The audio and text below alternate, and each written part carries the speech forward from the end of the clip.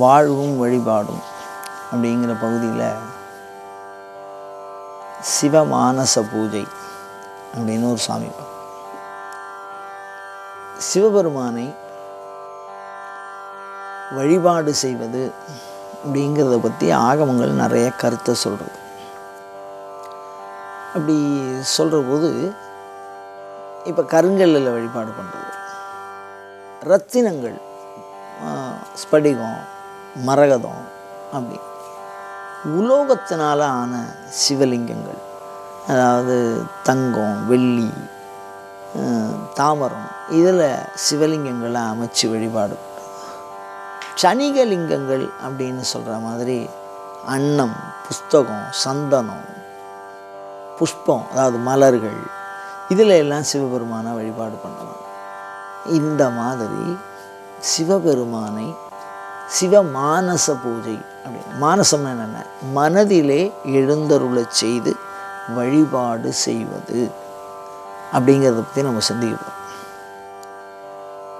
இப்போது இதுக்கெல்லாம் இப்போ விக்கிரகம் இருக்குது, வெளியில் இருக்கக்கூடிய பொருள். அந்த மாதிரி சிவபெருமானை இதயத்தூளே வழிபாடு செய்வதற்கு பெயர் சிவமானச பூஜா. இப்போ மனதுங்கிறது என்ன அப்படின்னா நினைக்கக்கூடிய கருவி. மனதுங்கிறது என்ன, நினைவுகளை பதிவு செய்யக்கூடிய கருவி. நினைக்கக்கூடிய கருவியும் மனசு தான், அந்த நினைவுகளை பதிவு செய்து இருக்கக்கூடிய கருவியும் மனது தான். அப்படி பதிவுகளை தேவையான நேரத்தில் நினைவுகளாய் வெளிப்படுத்தி அனுபவத்திற்கு காரணமாக இருக்கிற கருவியும் மனசு தான். அப்படிப்பட்ட அந்த மனதிலே இறைவனை வழிபாடு செய்வது அப்படிங்கிறது தான் சிவமானச பூஜா அப்படின்னு சொல்கிறேன். சிவமானச பூஜான்னு சில ஸ்தோத்திரங்கள் இருக்கு. அந்த ஸ்தோத்திரங்களை பொருள் புரிந்து அதில் என்ன சொல்லியிருக்காடோ அதை அந்த பொருள் புரிந்து மனதிலே எண்ணி வழிபடுவது, மனதிலே அதை நினைவாக ஆக்கி வழிபாடு பண்ணுறது. அந்த வழிபாடுங்கிறது என்னென்னா நினைக்கிறது, வேறு ஒன்றுமே இல்லை. சிவமானச பூஜாங்கிறது என்ன அப்படின்னா மனதுக்குள்ளே இறைவனை எண்ணுவது, நினைப்பது அப்படிங்கிறது. அப்படி இப்படியெல்லாம் எண்ண வேண்டும் அப்படின்னு ஒரு எண்ணத்திலே ஒழுங்குமுறையை கொண்டு வருவதற்கு சிவமானச பூஜான்னு பேர். எண்ணங்களால் இறைவனை வழிபாடு செய்வது. அப்படி எண்ணம் என்னென்ன எண்ணமாக இருந்தால் சிவனை வழிபாடு பண்ணலாம். இப்போ ஒரு சின்ன விஷயம் பார்ப்போம். இந்த சிவமானச பூஜை, ஆனால் அதுக்கு எந்த பொருளும் கிடையாது. இந்த பூஜையினுடைய சிறப்பாக தான் மனசில் இறைவனை நினைக்கணும், அவ்வளோதான். இந்த விபூதி, குங்குமம், ஊதுபத்தி, சூடம், திரி, தீப்பெட்டி, நல்லெண்ணெய், அது மாதிரி எதுவும் கிடையாது. அப்படியே உட்கார்ந்த இடத்துல மனதுக்குள்ளே நினைக்கிறது. என்ன நினைக்கிறது? அந்தர் ஹிருதய அவகாசே, உள்ளுக்குள்ளே மனசில் ஒரு சின்ன இடம் இருக்குது, அவகாசே திவ்ய ரத்னமயம் அப்படின்னா நம்ம மனசுக்குள்ளே நினைக்கிற அற்புதமான ஒரு கோயில். நம்ம மனசாலே நினச்சிக்கிறோம், கோயில்களை பார்க்குறோம், அந்த மாதிரி ஒரு அமைப்பை மனதுக்குள்ளே நினைக்கிறோம். ரத்னமனை, ரத்தன சிவார்ச்சனா மண்டபம் மனசா சங்கல்பியா, அந்த சிவார்ச்சனைக்குரிய ஒரு இடத்தை மனதிலே நீங்கள் கற்பனை செய்து கொள்ளுங்கள். அந்த மாதிரி அப்படியே சொல்லிகிட்டே போவாள்.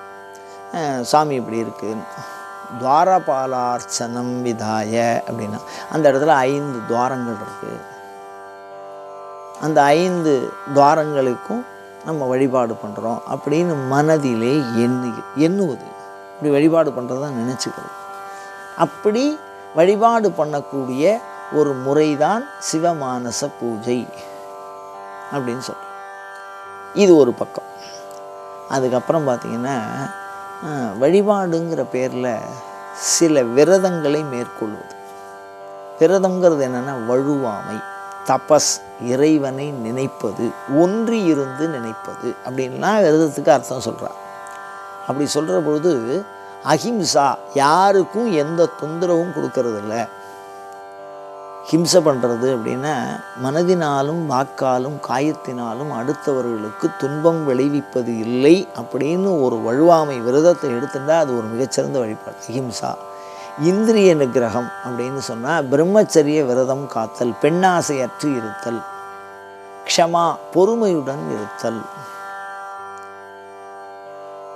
பாவம் எப்பொழுதும் இறைவனுடைய அடிமையாக தன்னை கருதி கொள்ளுவது, சத்தியம் எப்பொழுதும் உண்மையை பேசுவது. அந்த மாதிரி சில நற்குணங்களை நாம் வழிபாடாக கருதி பின்பற்றுவது. இதுக்கு பேர் அஷ்டபுஷ்பம்னு சொல்கிறார். 8 விதமான மலர்கள். இதுதான் அஹிம்சா, இந்திரிய நிகிரக, க்ஷமா, ஞான, தப, சத்திய, பாவ அப்படின்னு சொல்லுவார். அது மாதிரி வழுவாமையை பின்பற்றுவது என்பது மானச பூஜையாக சொல்லப்படுகிறது. இப்படிப்பட்ட இந்த மானச பூஜையை நாம் செய்வோமே ஆனால், அந்த மானச பூஜை சாஸ்திரங்களில் சொல்லியிருக்கா இப்படி தான் பண்ணணும்னு.